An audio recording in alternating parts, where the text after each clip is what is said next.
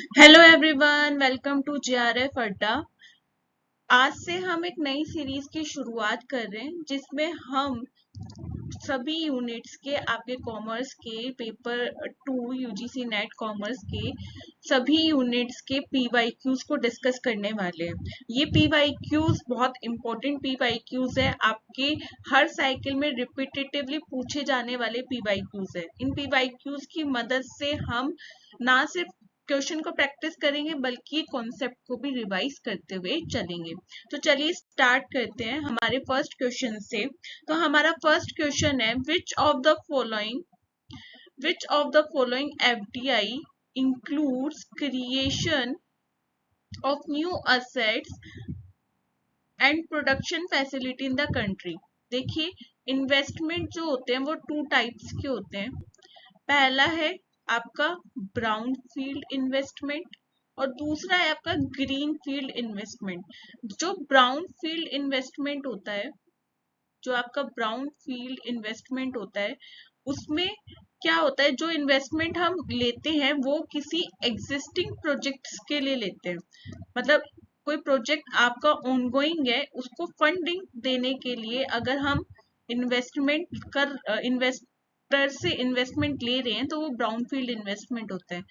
वही green field investment क्या होता है, जब हम किसी न्यू प्रोजेक्ट को जब हम स्क्रैच से स्टार्ट करते हैं, न्यू प्रोजेक्ट के लिए जब हम फंडिंग इकट्ठा करते हैं तो वो होता है आपका ग्रीन फील्ड इन्वेस्टमेंट।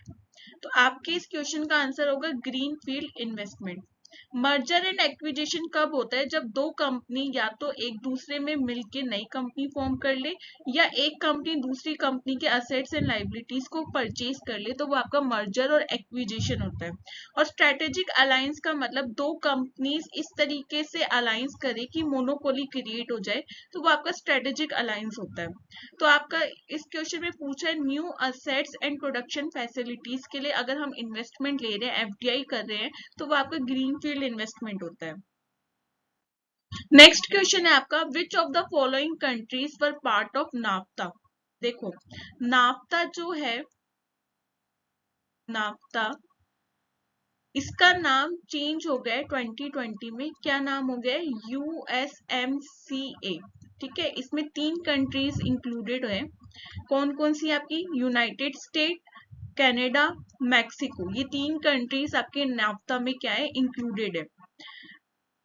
नाफ्ता का नाम चेंज हो गया 2020 में, यूएसएमसीए। ये एक रीजनल इकोनॉमिक इंटीग्रेशन की यूनिट है, जो कि आपका क्यों बनाया जाता है, ताकि जो ट्रेड है, इंटरनेशनल ट्रेड है, उसे प्रमोट किया जा सके, उसे ईज आउट किया जा सके। जो भी टैरिफ बैरियर्स है अमंग द मेंबर कंट्री, उसको हम रिड्यूस कर सके, रिमूव कर सके, ताकि जो इंटरनेशनल बिजनेस हम करते हैं एक कंट्री से दूसरी कंट्री में जब हम गुड्स सेंड करते हैं तो वो इजी तरीके से क्या हो सके, उन कंट्रीज के बीच में हो सके। तो नाफ्ता जो है वो आपका रीजनल इकोनॉमिक इंटीग्रेशन की यूनिट है।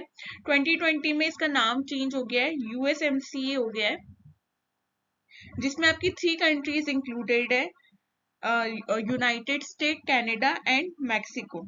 तो नाफ्ता जो है वो 1994 में स्टेब्लिश हुआ था, 1994 में। ठीक है, मेजर शेयर होल्डिंग इसमें यूएस की है। 3 कंट्रीज इंक्लूडेड है, यूनाइटेड स्टेट, कनाडा और मैक्सिको। तो ब्राजील नहीं है, इसका आंसर हो जाएगा आपका ए, बी एंड सी। नेक्स्ट बात करते हैं, विच of the following is not an element of micro environment. देखो, जब भी हम इकोनॉमिक्स की बात करते हैं तो इकोनॉमिक्स को 2 पार्ट्स में डिवाइड किया जाता है, एक तो माइक्रो और एक मैक्रो। माइक्रो एनवायरनमेंट में वो सारे फैक्टर्स इंक्लूडेड होते हैं जो कंपनी की रेंज में होते हैं, जिनका कंपनी पे कंट्रोल होता है। ठीक है, जैसे कि कंपनी के कस्टमर्स, कंपनी के सप्लायर्स, कंपनी के कॉम्पिटिटर्स, कंपनी की खुद की पॉलिसी। तो ये सारे आपके माइक्रो एनवायरनमेंट में आते हैं।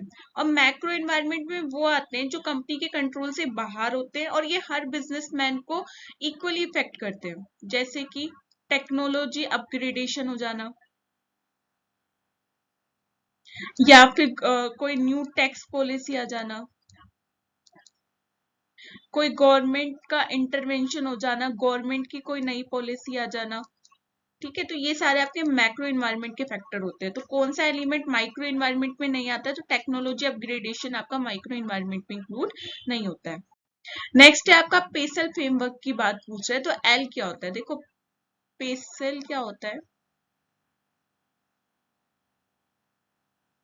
पेसल का फुल फॉर्म होता है आपका political, economical,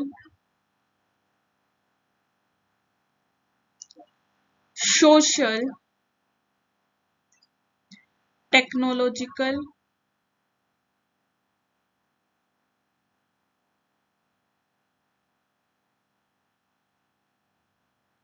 legal and environmental. तो बेसिकली ये क्या है? आपके डायमेंशंस है बिजनेस एनवायरनमेंट के। तो ये क्या है? आपके dimensions of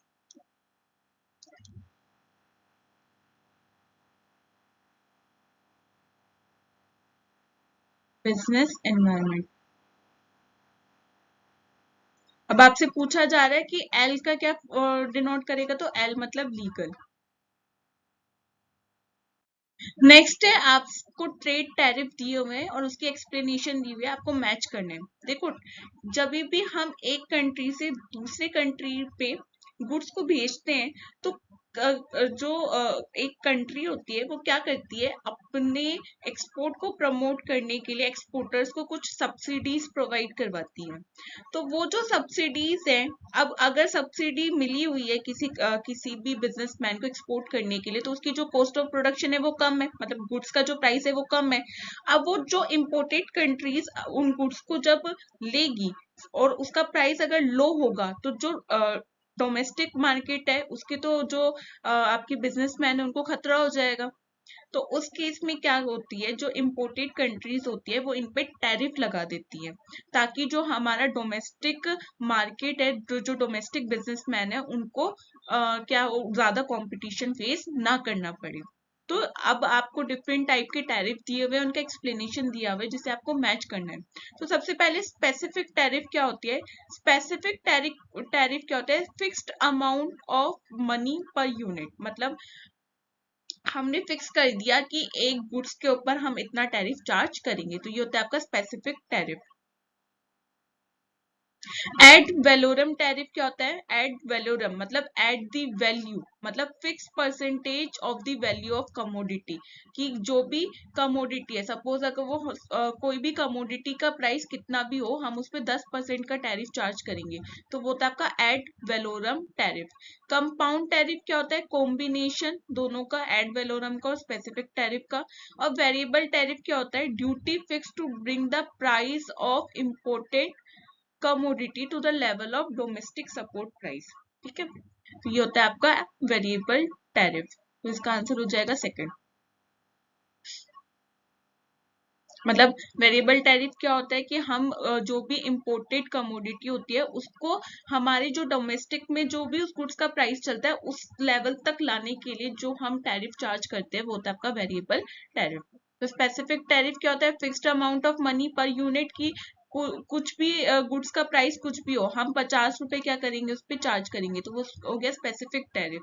ad valorem tariff specific percentage charge करेंगे। कंपाउंड टैरिफ दोनों का क्या होता है? कॉम्बिनेशन। और वेरिएबल टैरिफ का मतलब होता है जो भी हमारे डोमेस्टिक मार्केट में जो भी गुड्स का प्राइस चलता है उस लेवल तक लाने के लिए जो हम ड्यूटी चार्ज करते हैं वो वेरिएबल टैरिफ होता है। नेक्स्ट है आपका which of the following is not the feature of business environment.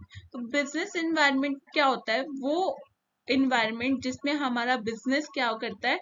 Survive करता है, रन करता है। इसमें अगेन बिजनेस इन्वायरमेंट की दो फैक्टर्स होते हैं, दो पार्ट्स होते हैं, माइक्रो इन्वायरमेंट और माइक्रो और मैक्रो। तो माइक्रो इन्वायरमेंट वो सारे फैक्टर्स होते हैं जो कंपनी कुछ हद तक कंट्रोल कर सकती है, बिजनेस कुछ हद तक कंट्रोल कर सकता है। और मैक्रो इन्वायरमेंट में वो सारे फीचर्स आते हैं, वो सारे फीचर्स इंक्लूड होते हैं जिसका कंपनी पे कोई कंट्रोल नहीं होता है। अगर हम फीचर्स की बात करें बिजनेस इन्वायरमेंट की, तो बिजनेस इन्वायरमेंट एक बहुत कॉम्प्लेक्स फीचर है।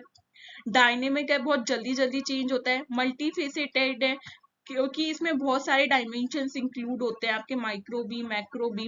स्टैटिक क्या होता है? डायनेमिक का अपोजिट। तो बिजनेस एनवायरनमेंट स्टैटिक नहीं होता है, बिजनेस एनवायरनमेंट बहुत डायनेमिक होता है, बहुत जल्दी जल्दी चेंज होता है, और बिजनेस को इस डायनेमिक एनवायरनमेंट के हिसाब से अपने आप को चेंज करना पड़ता है ताकि वो इस चेंजिंग बिजनेस एनवायरनमेंट पे सर्वाइव कर सके।